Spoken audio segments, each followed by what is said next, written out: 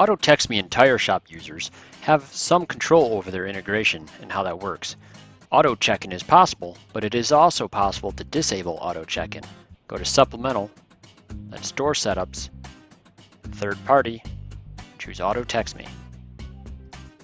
In the configuration screen, you can edit this information, and you'll want to change the auto check-in perhaps to no. That's okay to do this. You will still be able to put vehicles on your dashboard. Save the changes, close the configurator, and you can navigate back to your screen to add your customers.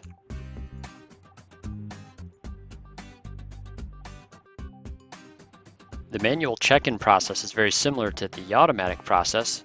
You'll add your tickets just as before, search for your customer, select his vehicle, and when ready, to put him on the Auto Text Me dashboard, all you need to do is go to TS Inspect, choose Check-in, and he should be activated in Auto Text Me.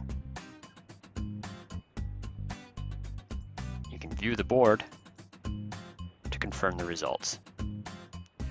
There he is with the accurate MDX, and you will also see in TireShop this check-in box is marked green.